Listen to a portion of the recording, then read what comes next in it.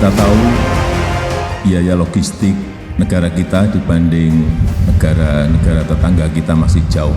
Mereka biaya logistiknya hanya 12%, kurang lebih kita masih 23%.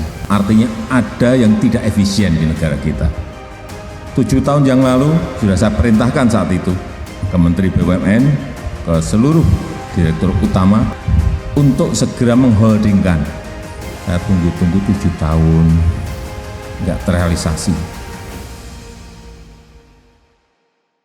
Wacana merger Pelabuhan Indonesia yang telah dimulai sejak 20 tahun lalu, bahkan telah diperintahkan Presiden Jokowi sejak 7 tahun lalu, pada akhirnya dapat terrealisasi secara resmi pada 1 Oktober 2021. Kenapa Pelindo harus di-merger?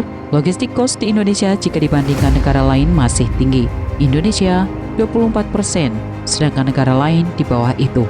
Seperti Thailand yang hanya 15% PDB, Tiongkok 14%, Malaysia, Filipina, dan India 13%, Taiwan dan Korea Selatan 9%, bahkan Singapura dan Jepang hanya 8%.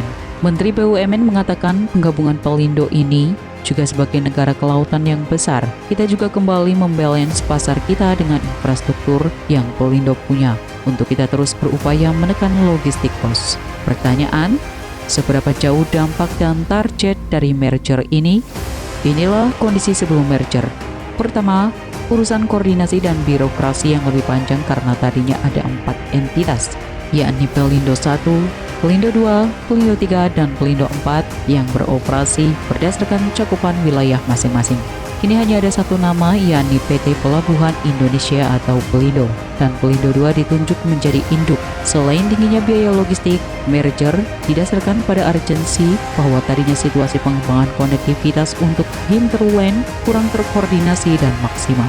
Jika peningkatan konektivitas hinterland dapat membaik, tentu akan berdampak pada meningkatnya volume ekspor, impor, dan traffic pelabuhan. Merger juga akan membuka kesempatan perusahaan untuk global, karena integrasi ini dikalkulasikan akan dapat melayani arus peti kemas mencapai 16,7 TEU per tahun, atau berada di posisi ke-8 terbesar di dunia. Pelabuhan Indonesia akan berada di antara PSI International Singapura, IP Moos Terminal Belanda, Khashoggi Austin Hong Kong, dan Dubai Uni Emirat Arab. Setelah merger Pelindo, kini selanjutnya tidak akan dikelola berdasarkan wilayah, melainkan berdasarkan lini bisnis, sehingga dapat fokus untuk mengembangkan potensi bisnis. Pelindo pun membentuk 4 subholding berdasarkan klasterisasi bisnis masing-masing anggota. Adapun keempat subholding dimaksud adalah peti kemas, non-peti kemas, logistik, hinterland development, marine and equipment, dan port service.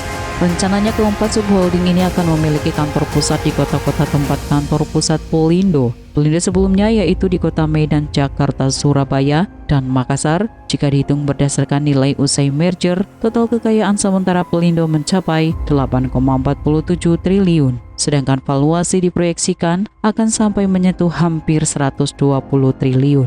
Nilai ini akan mampu melampaui nilai aset beberapa emiten yang telah mapan bertahun-tahun di Bursa Efek Indonesia, mulai dari sektor pengelolaan jalan tol, semen, kontraktor, gas, hingga pertambangan dan perkebunan sawit. Sementara di sisi pendapatan diproyeksi berada di angka 28,6 triliun per tahun, dan sisi ekonomi lain, setelah merger, biaya logistik juga dipastikan dapat berkurang dengan target 1,6% dari yang tadinya 2,8% atas pelabuhan dan shipping.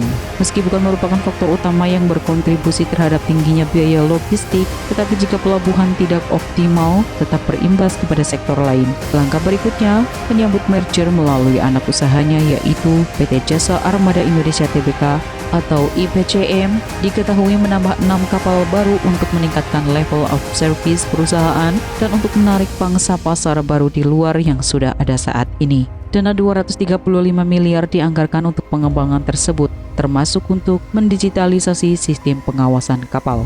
Lalu, bagaimana dengan permasalahan lain yang selama ini dialami pelabuhan Indonesia?